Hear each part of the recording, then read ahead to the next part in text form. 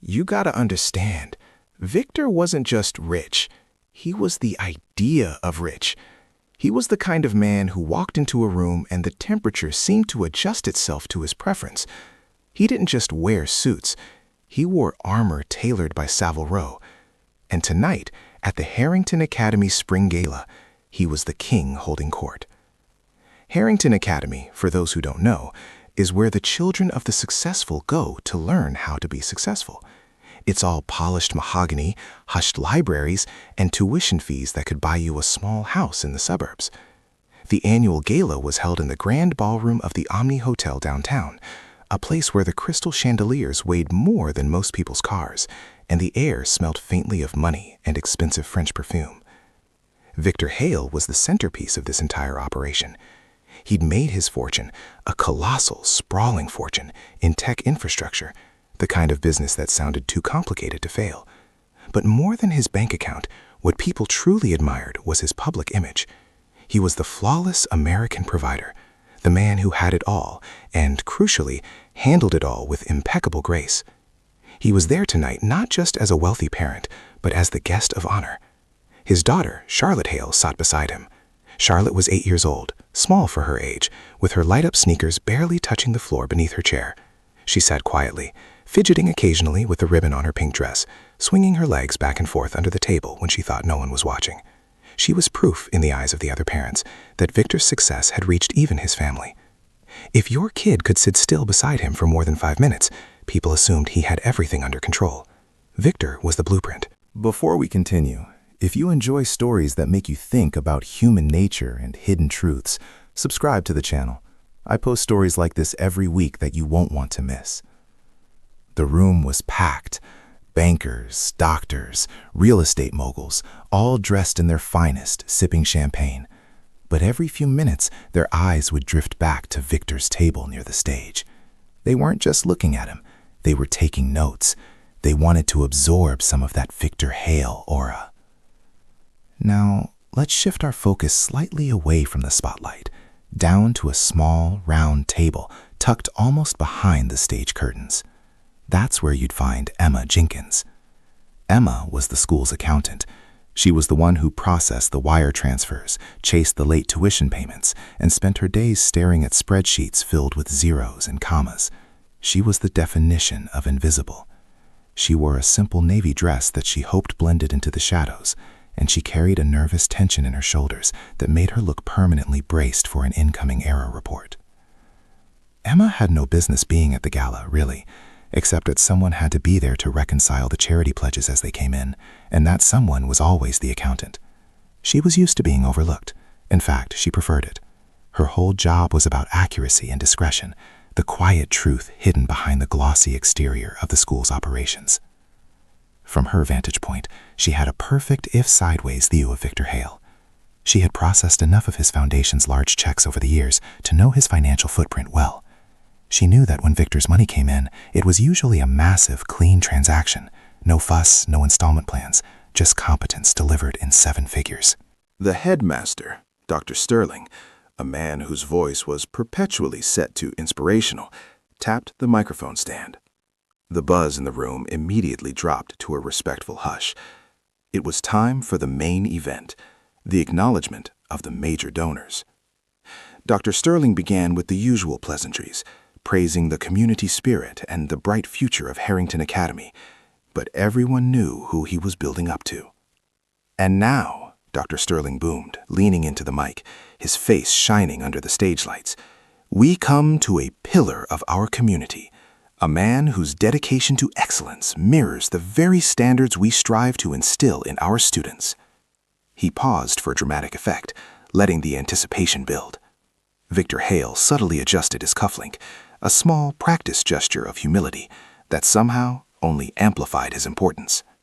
He is a man who understands that true success is measured not just by what you acquire, but by what you give back. A man who ensures that his daughter, Charlotte, and all the students of Harrington have every resource, every opportunity, every advantage that a world-class education can offer. The applause started small, then swelled. People were clapping Victor's success as much as his generosity. Victor Hale, Dr. Sterling announced, his voice ringing with reverence, is the perfect provider, the model of modern competence. He doesn't just fund projects, he funds futures. He doesn't just write checks, he writes the narrative of what's possible. Victor stood up slowly, nodding graciously to the surrounding tables. Expensive, the kind of briefcase that contains secrets worth billions. He didn't carry it often, usually leaving such things to his assistant, but tonight, perhaps because he'd come straight from a crucial board meeting, it was with him. He placed it on the empty chair beside him, right where Charlotte had been sitting moments before she went to the restroom. And this is where the story shifts, right there in the shadow of the stage lights. Emma Jenkins, the timid accountant, was already focused on Victor, not out of admiration, but out of professional curiosity. She was the keeper of the books, and when the headmaster spoke of massive donations, Emma was mentally cross-referencing the figures. As Victor set the briefcase down, the clasp, which must have been slightly loose, yielded a fraction, and the lid lifted just enough. Not wide open, mind you, but enough for the contents to shift and press against the small gap. And then Emma saw it. Wedged against the inside edge, poking out just 1/4 of an inch, was a piece of paper. It was folded in thirds, but the top edge was visible. Now, you have to understand the sheer volume of paperwork Emma handled. She didn't just see letters, she saw forms, she saw letterheads. And this particular letterhead was unmistakable, even from her awkward angle. It was the official, slightly embossed logo of the First National Bank of America, the one they used for specialized correspondence, the kind of correspondence that usually meant serious business. Emma's breath hedged. She saw that logo every single week. It was the letterhead used for official notices regarding large wire transfers, and more often for rejections of large wire transfers. She tried to rationalize it. Maybe it was a receipt for his personal banking. Maybe it was a confirmation of a successful transfer. But then, as Victor turned fully toward the stage, preparing to walk up, the paper slipped just a tiny bit further. The movement revealed a few printed words on the exposed fold. They were small, standard font, but Emma's eyes, trained for detail, instantly locked onto them. The words were, "Failure to process. No funds available." Emma froze. Insufficient. Insufficient funds. Pause here for a second. What would you do in this situation? Would you speak up or stay quiet? Drop a comment.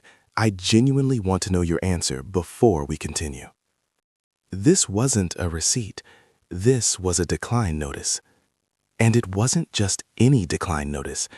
Given the thickness of the paper and the context of Victor's recent, highly publicized pledge to the school, a pledge Emma knew was scheduled to clear this week, this had to be the proof that the massive 7-figure donation Dr. Sterling was currently praising had not gone through.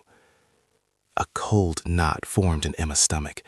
This was Victor Hale, the perfect provider. His entire image was built on the foundation of his inexhaustible, effortless wealth.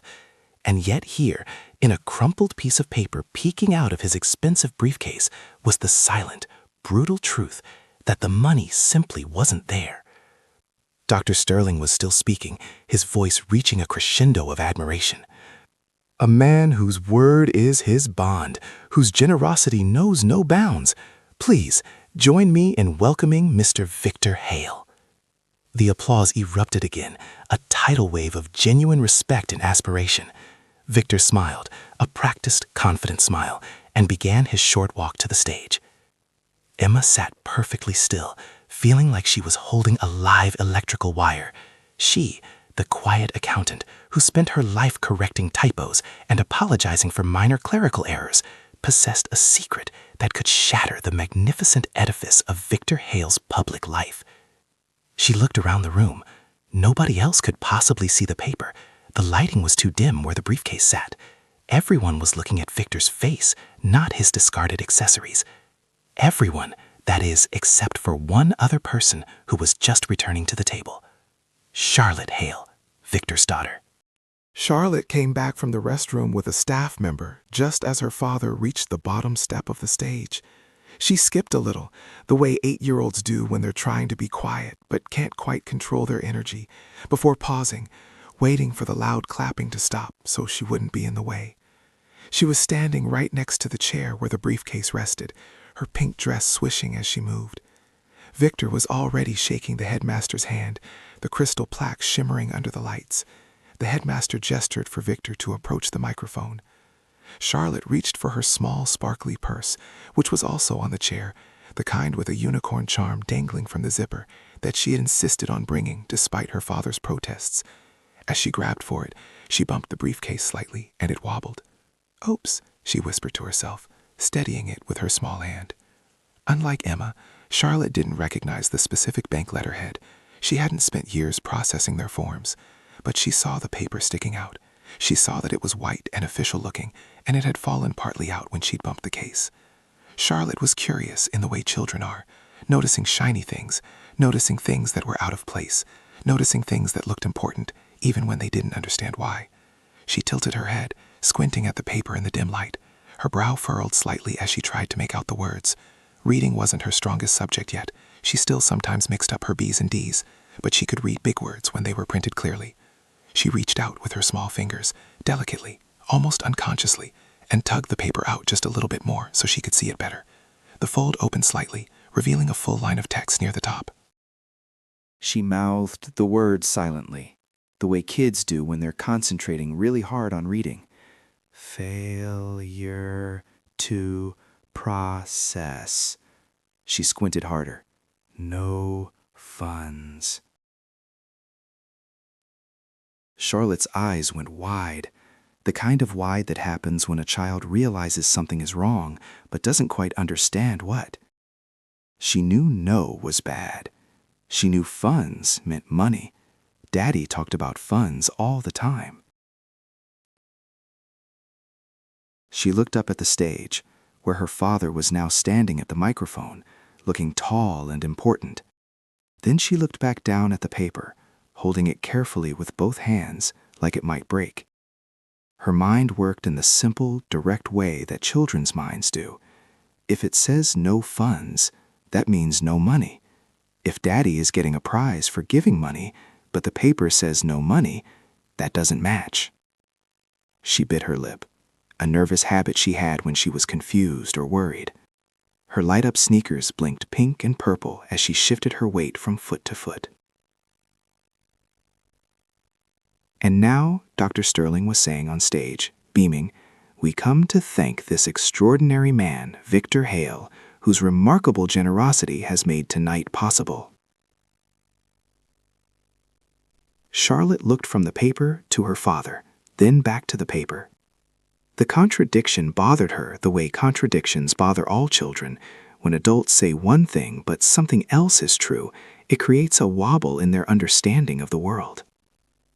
Victor cleared his throat at the microphone, leaning in, ready to speak his thank you speech.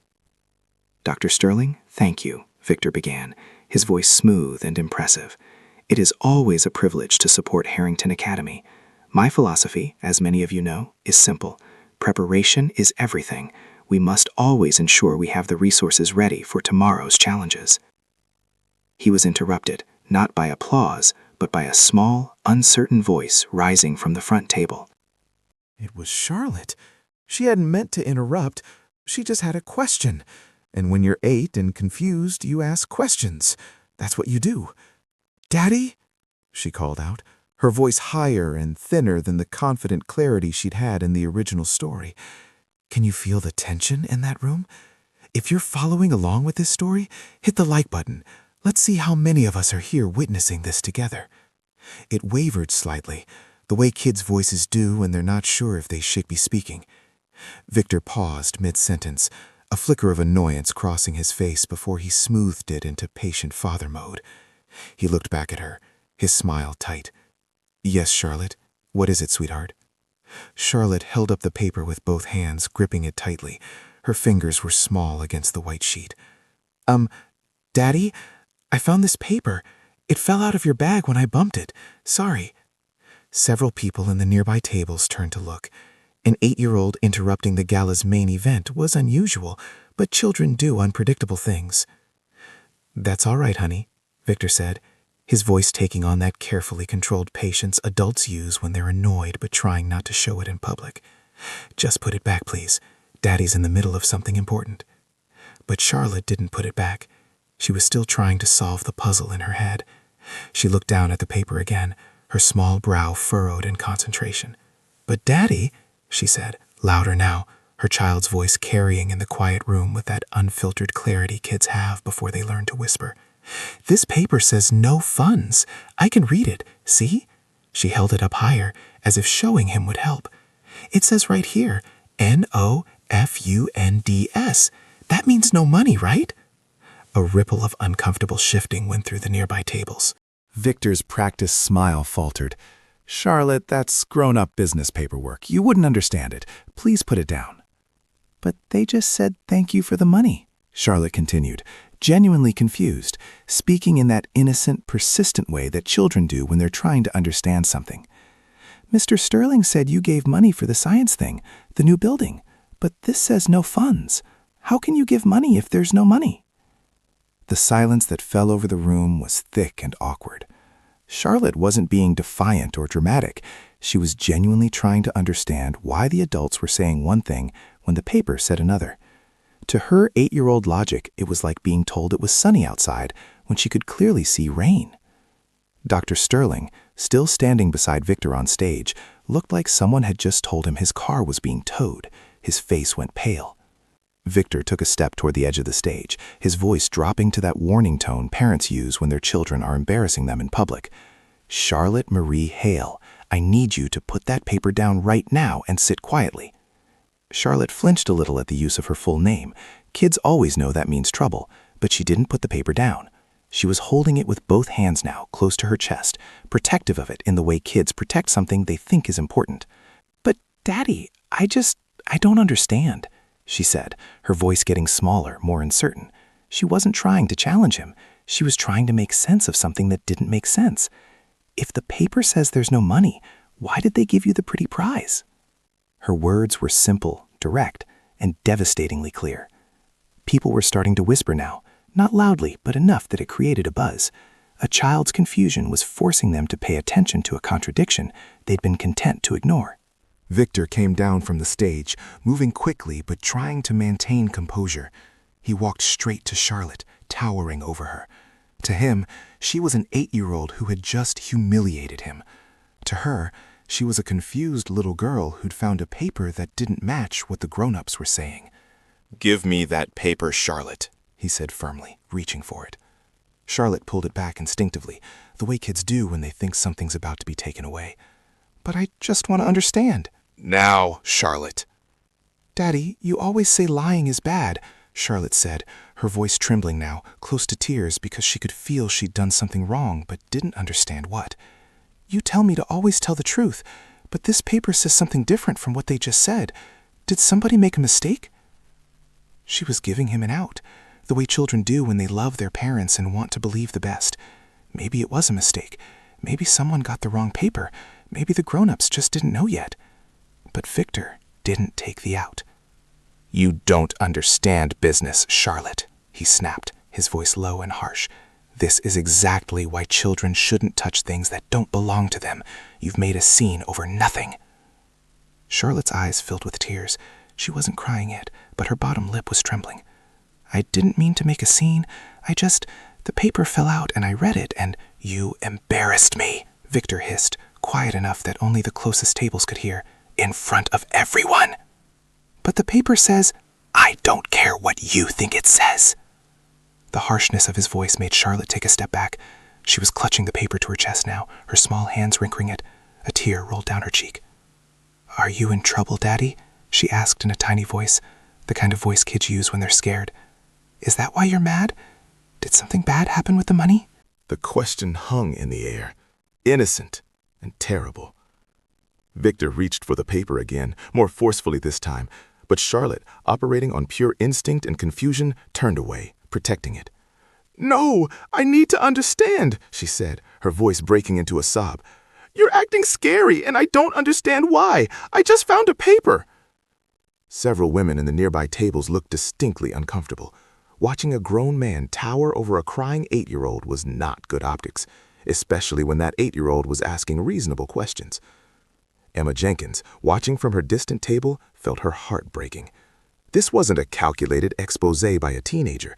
This was a confused child who'd stumbled onto something she couldn't unknow, and her father was punishing her for it. Dr. Sterling finally intervened, rushing down from the stage. "Mr. Hale, perhaps this should be discussed privately." "Yes," Victor said tightly. "Charlotte and I are leaving, now." He grabbed Charlotte's arm, not roughly enough to hurt her, but firmly enough that she had no choice. She was still holding the paper, tears streaming down her face. "Daddy, I'm sorry," she cried, her voice that high, panicked pitch kids get when they think they're in real trouble. "I didn't mean to be bad. I just found the paper and it didn't match." "We'll discuss this at home." "But I don't want to go. I didn't finish my dessert," she wailed, because at 8 years old, missing dessert still feels like a genuine tragedy, even in the middle of a crisis. Victor was already pulling her toward the exit. Charlotte twisted to look back at the table, at the sparkly purse she was leaving behind, at the chocolate cake she hadn't finished, at all the people staring at her. "I'm sorry," she called out to the room, in that desperate way kids apologize when they don't fully understand what they did wrong, but know the adults are upset. "I didn't mean to mess up Daddy's party." As Victor dragged her toward the doors, Charlotte was still clutching the paper, crying openly now, her light-up sneakers blinking frantically with each step. The door closed behind them, cutting off the sound of her sobs.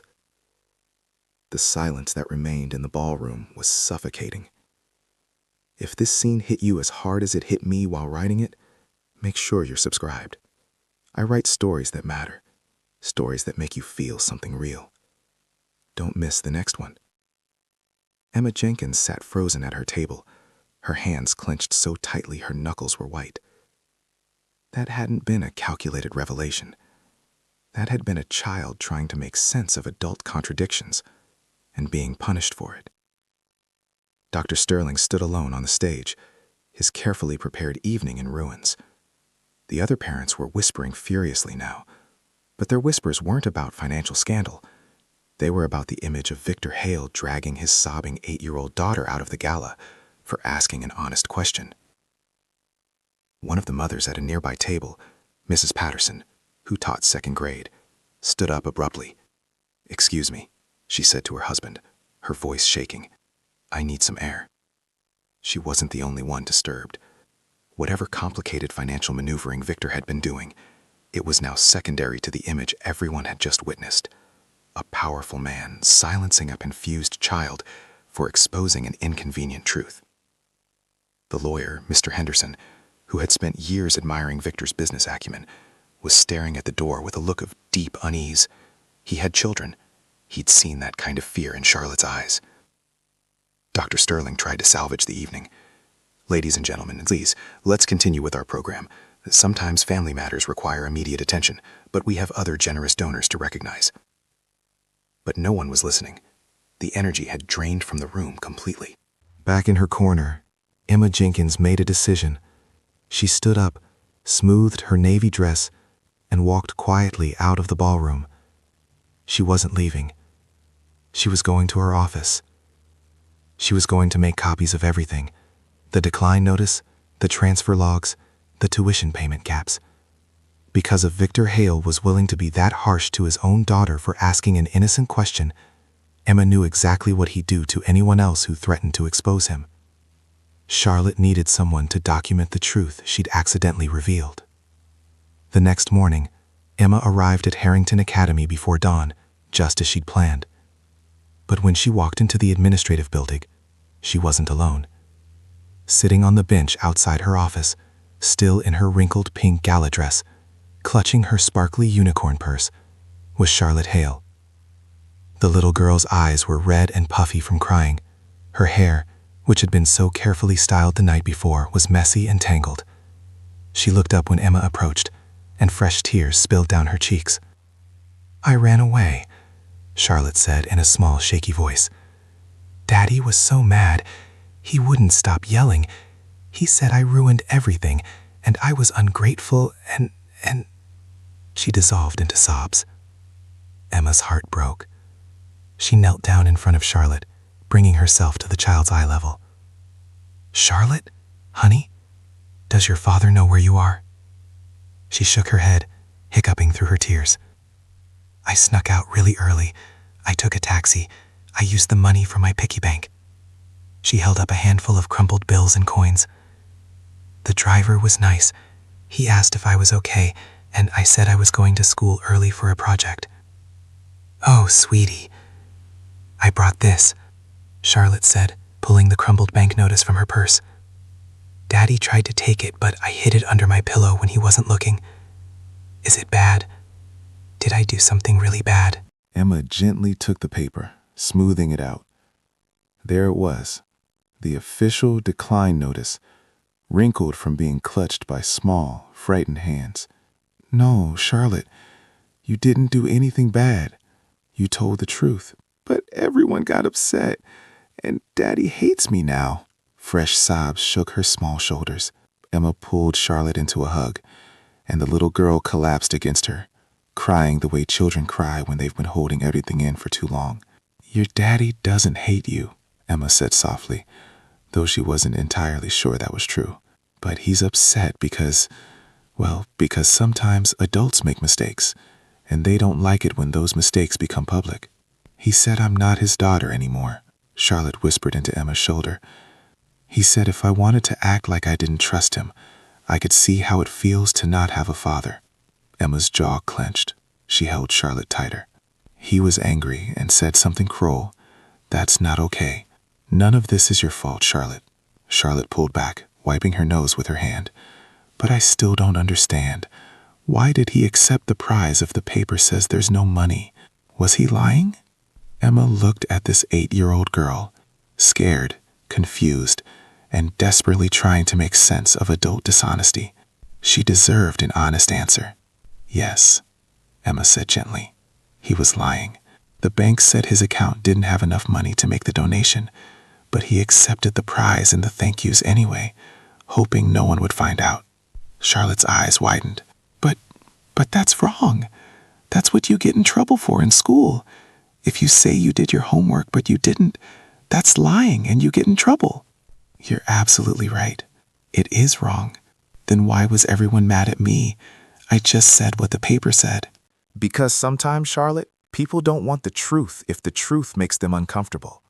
All those people at the gala, they wanted to believe your father was perfect. When you showed them he wasn't, they got upset. Not at him for lying, but at you for pointing it out. Charlotte processed this with the gravity only a child can muster. "That's not fair." "No, it's not." "Are you mad at me too?" "Oh, honey, no." Emma squeezed her hand. "I'm proud of you.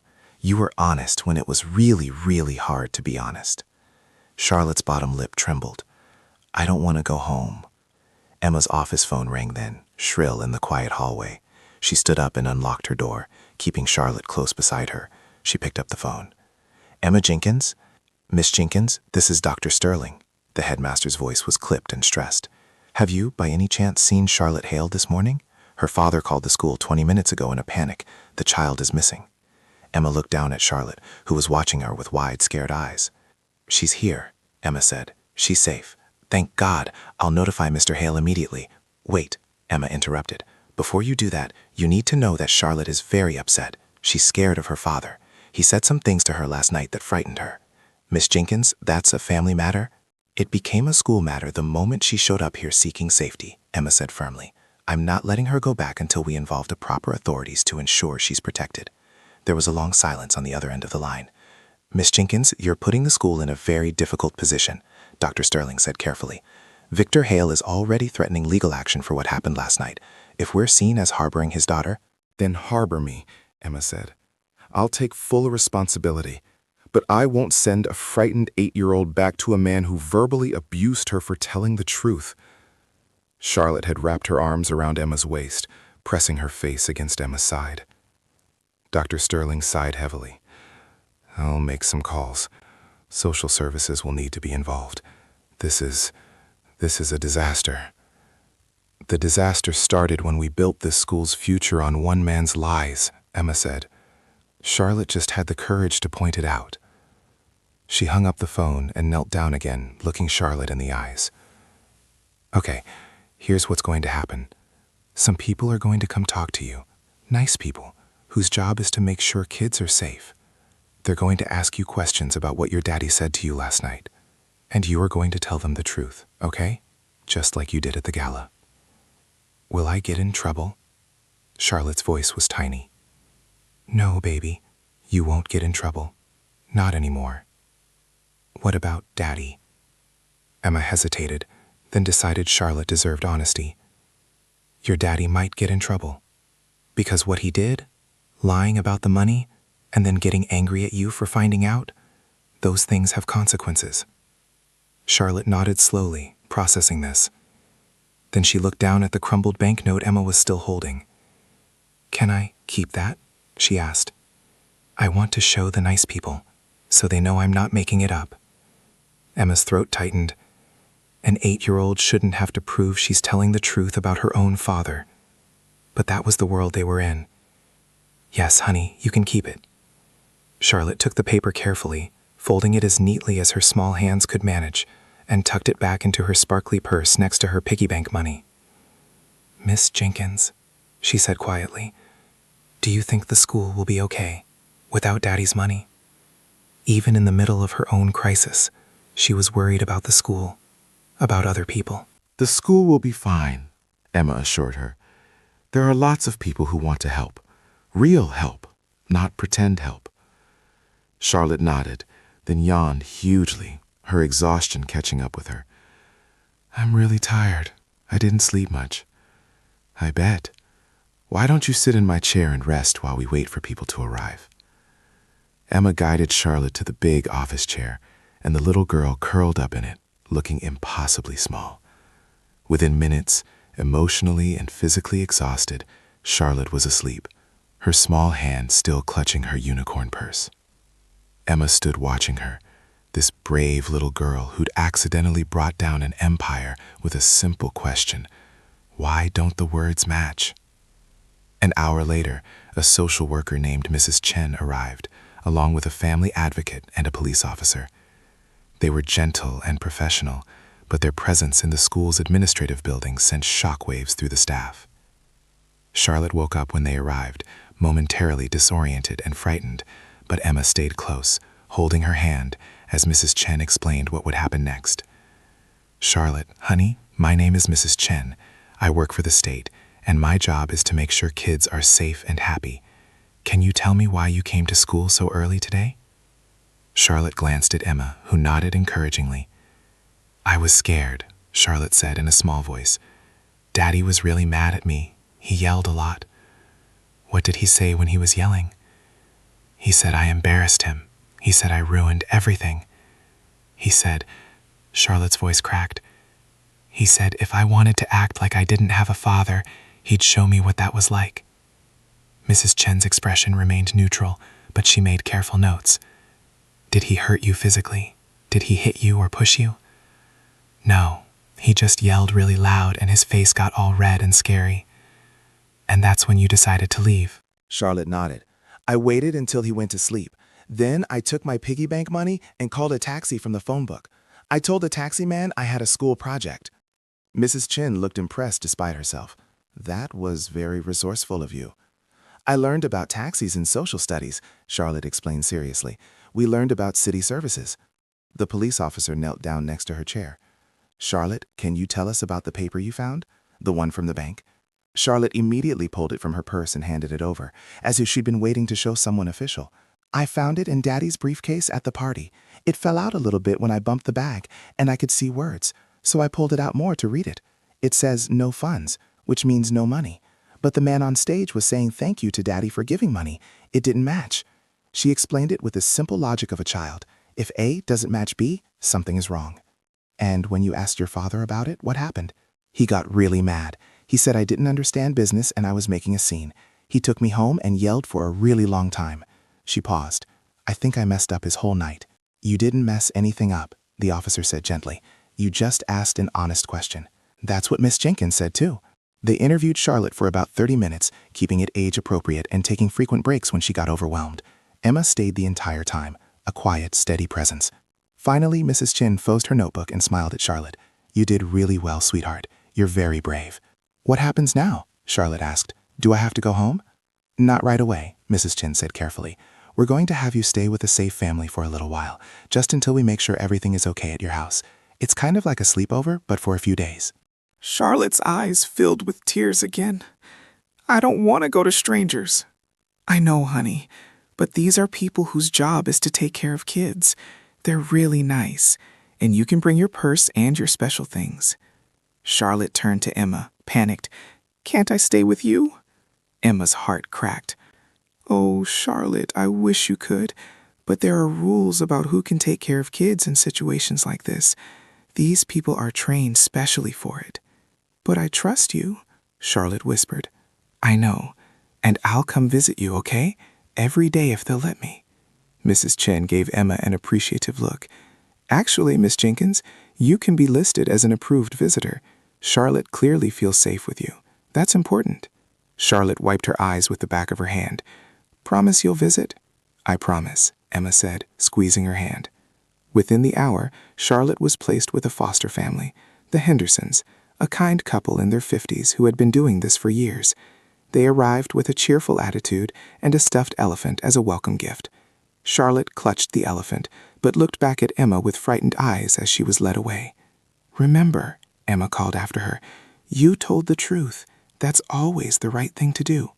Charlotte nodded, her small chin wobbling, and then she was gone. Emma returned to her office and sat heavily in her chair, which still held the slight warmth from where Charlotte had slept. She looked at the files on her desk, the Hale Foundation accounts, the declined transfers, the unpaid tuition. Her phone rang. It was Dr. Sterling again. Miss Jenkins, I need to see you immediately. When Emma entered the headmaster's office, she found Dr. Sterling behind his desk, looking a decade older than he had 2 days ago. Across from him sat Victor Hale. Victor looked even worse. His expensive suit was rumpled, his hair uncombed. His eyes were bloodshot, and there was a manic energy about him that suggested he hadn't slept. When he saw Emma, his face contorted with rage. You, he snarled, starting to rise from his chair. You turned my daughter against me. You're harboring her. Mr. Hale, please sit down, Dr. Sterling said wearily. She came to my office on her own, Emma said calmly, refusing to be intimidated. She was scared. She'd been verbally abused and threatened by her father. I did what any responsible adult would do. I called the proper authorities. She's my daughter, Victor shouted. She's a child who was terrified, Emma shot back. A child who asked an innocent question and was punished for it. That question destroyed my reputation. No, Mr. Hale, your lies destroyed your reputation. Charlotte just happened to be the one who found the evidence. Victor lunged forward, but Dr. Sterling stood up, physically blocking him. Mr. Hale, that's enough. Threatening school staff will only make your situation worse. Victor's breath was coming in ragged gasps. He turned his fury on Dr. Sterling instead.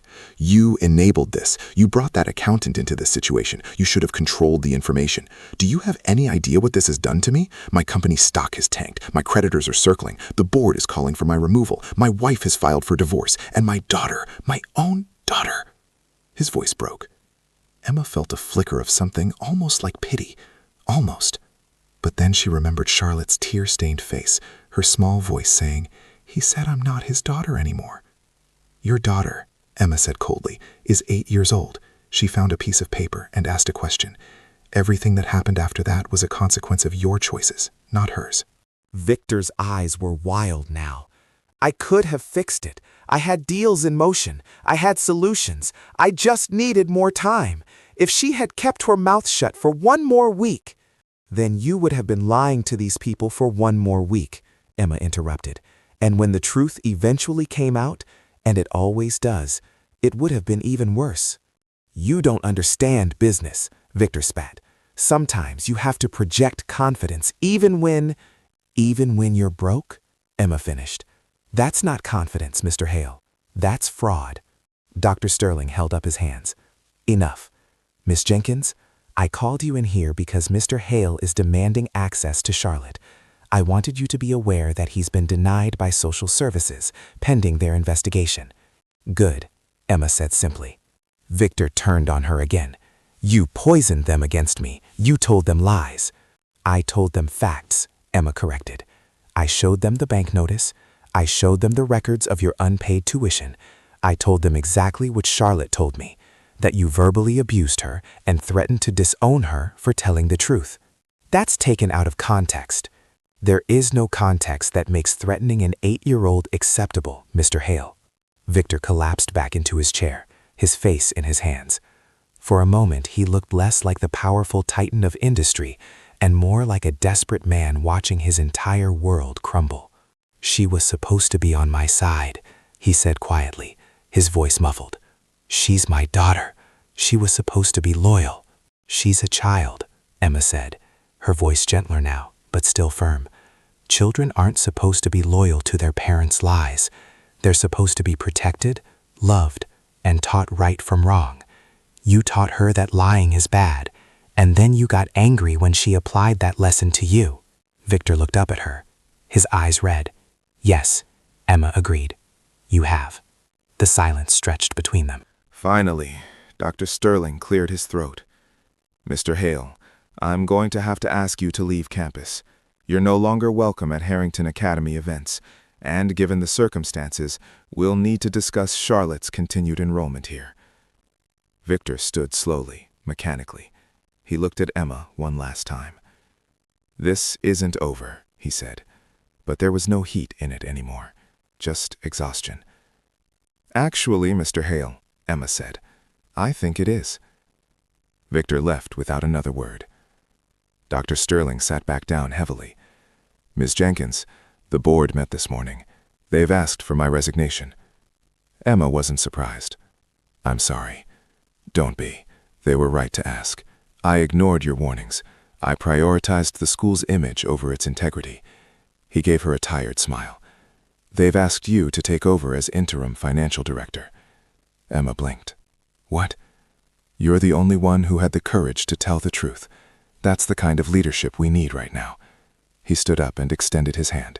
"The job is yours if you want it." Emma shook his hand, still processing. Yes, I'll take it." "Good. You'll need to start damage control immediately. We have donors threatening to pull funding, parents demanding explanations, and a media circus outside the gates."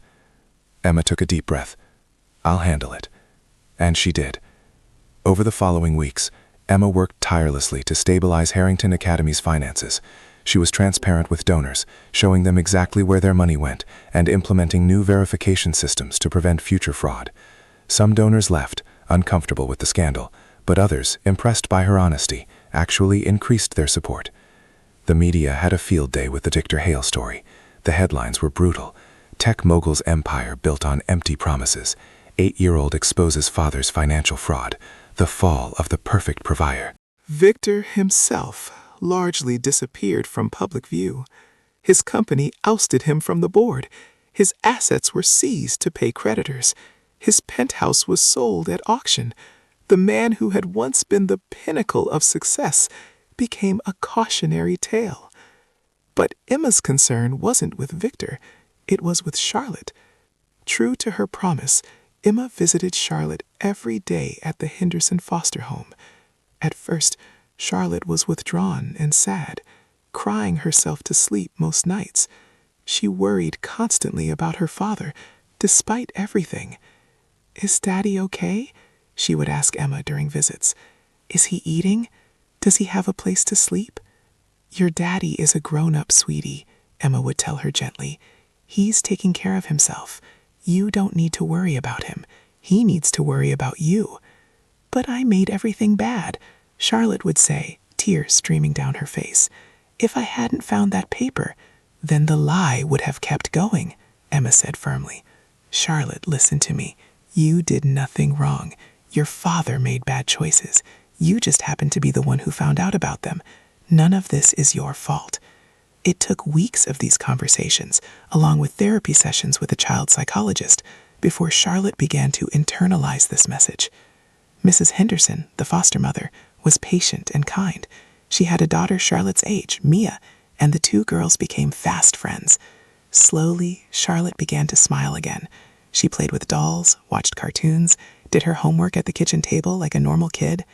One afternoon, about a month after the gala, Emma visited to find Charlotte in the backyard, playing tag with Mia and laughing, really laughing, the carefree sound of a child who wasn't carrying the weight of adult problems. When Charlotte saw Emma, she ran over, her light-up sneakers flashing. Miss Jenkins, guess what? I got an A on my reading test. Mrs. Henderson put it on the refrigerator. Emma hugged her. That's wonderful, Charlotte. I'm so proud of you. Charlotte beamed. Then her expression grew more serious. Miss Jenkins, can I ask you something? Of course. Mrs. Chen said, she said maybe I won't have to go back to Daddy's house. She said maybe I could stay here or maybe go live with my aunt. Is that true? Emma knelt down to Charlotte's level. Would you want that? To not go back to your father's house? Charlotte bit her lip, thinking carefully. I miss my room, she said slowly, and I miss some of my toys, but she looked down at her shoes. I don't miss being scared. Daddy was always telling me to be perfect, to sit still, to make him look good, and when I wasn't perfect, he got really mad. You know you don't have to be perfect, right? Emma said gently. You're allowed to be a kid. You're allowed to make mistakes and ask questions and be silly sometimes. Mrs. Henderson says that too, Charlotte said. She says mistakes are how we learn. She's right. Charlotte looked back at Mia, who was waiting patiently for her to return to their game. I think I want to stay here, or with Aunt Marie. Is that bad?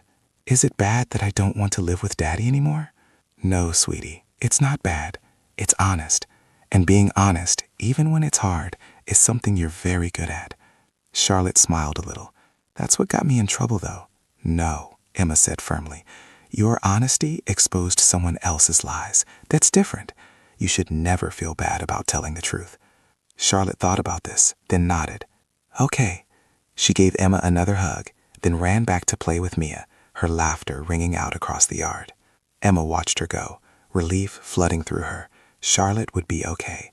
It would take time, and there would be difficult days ahead, but she would be okay. 3 months after the gala, Emma received a letter. It was from Victor Hale. She almost threw it away without reading it, but curiosity got the better of her. She opened it. The letter was handwritten, not typed on expensive letterhead like his previous correspondence. The handwriting was shaky. Miss Jenkins, I'm not writing to threaten you or to beg for mercy. I'm writing because I need someone to know this, and you're one of the few people who witnessed the whole thing. You were right. About all of it. I spent my entire life building an image of perfection. I believed that if I could just look successful enough, be confident enough, project enough strength, that reality would eventually catch up to the image. It never did. Every loan I took out was supposed to be the last one. Every shortfall was supposed to be temporary. I kept telling myself I could fix it. I just needed more time. When Charlotte found that bank notice, my first thought wasn't concern for her or guilt over the lie. It was rage that my carefully constructed facade had been shattered by a child who couldn't understand the complexity of what I was doing. But she did understand. She understood something I had forgotten. That the truth matters more than the image. I was never a good father. I was too busy being the perfect provider to actually provide what she needed. Love, patience, security. I taught her that appearance was everything, and then punished her when she valued honesty over appearance. I've lost my company, my money, my reputation. I'm living in a 1-bedroom apartment and working as a consultant for a fraction of what I used to make. My lawyers tell me I'll probably never get custody of Charlotte back. Maybe that's for the best. I don't expect forgiveness. I don't expect anything. I just wanted you to know that you were right to protect her. She deserved better than me. Tell her I'm sorry. Not for losing the money or for the scandal. Tell her I'm sorry for making her afraid, for making her think she had to be perfect, for teaching her that image mattered more than truth. She's better off without me. Victor Hale. Emma read the letter twice, then carefully folded it and put it in her desk drawer. She didn't know if she'd ever show it to Charlotte. Maybe when she was older, when she could process it. Maybe never. What mattered was that Charlotte was healing. She was living with her Aunt Marie now, Victor's sister, who had always been kind but had been kept at a distance by Victor's controlling nature. Marie was warm, patient, and understood that Charlotte needed time and space to be a kid again. Charlotte visited Emma at the school regularly, sometimes just to say hello, sometimes to eat lunch together in Emma's office. One day, about 6 months after the gala, Charlotte came by with a drawing. It was in crayon, showing stick figures. "That's me," Charlotte explained, pointing to a small figure with a pink dress and light-up shoes. "And that's you, and that's Mrs. Henderson, and that's Aunt Marie, and that's Mia." "It's beautiful," Emma said sincerely. "We're all holding hands," Charlotte said, "because you're my family now. Not the one I was born with, but the one I chose." Emma felt tears prick her eyes. "Oh, Charlotte." "Is that okay?" Charlotte asked, suddenly worried. "That I think of you like family?" "It's more than okay," Emma said, pulling her into a hug. "It's an honor." Charlotte hugged her back tightly. When she pulled away, she had that serious expression she sometimes got when she was thinking about big things. "Miss Jenkins, do you think what happened at the gala was my fault?" They'd had this conversation before, but Emma understood that children needed to hear things multiple times before they believed them. No, Charlotte. It wasn't your fault. You found something that was true, and you asked about it. That's all you did. Everything else, all the bad things that happened, those were consequences of choices your father made long before you found that paper.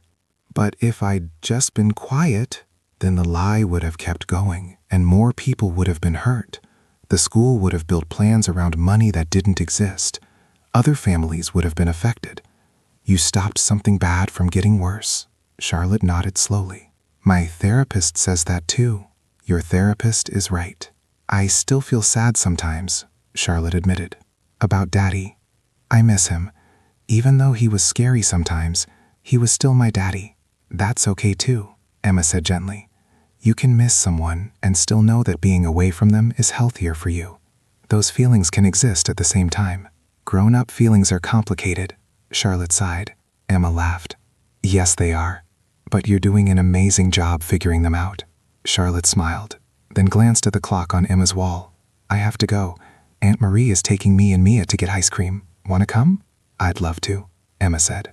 As they walked out of the school together, the former accountant turned financial director, and the 8-year-old girl who had accidentally changed everything, Emma reflected on how much had transformed in such a short time.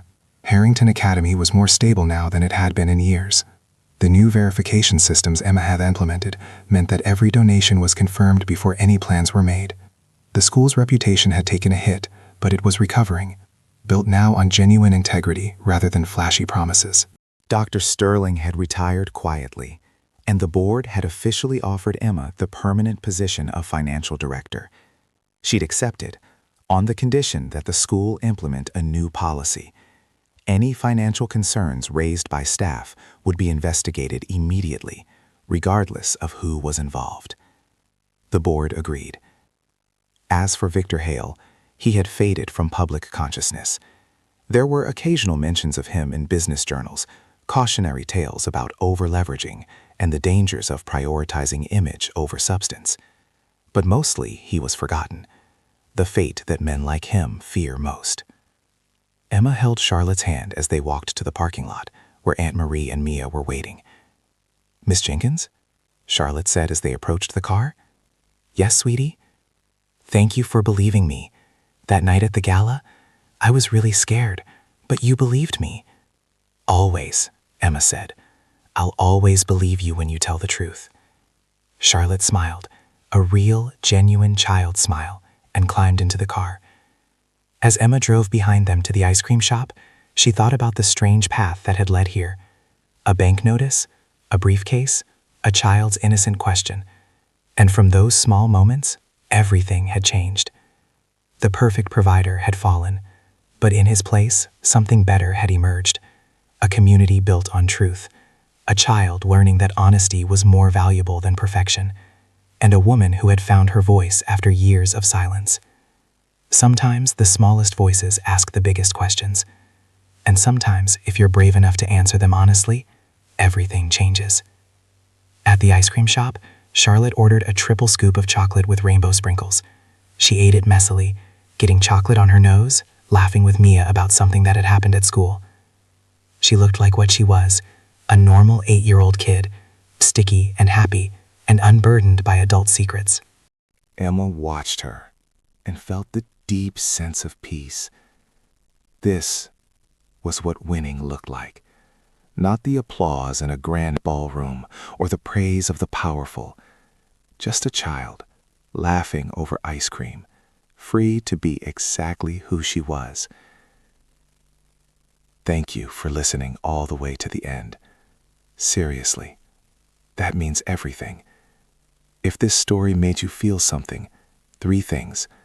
1, subscribe to the channel for more stories that make you stop and think. 2, leave a comment telling me what you felt. I want to hear from you. 3, share this with someone who values honesty over appearances. And one final question. Would you be Emma, Charlotte, or would you stay silent like the other guests? Answer honestly.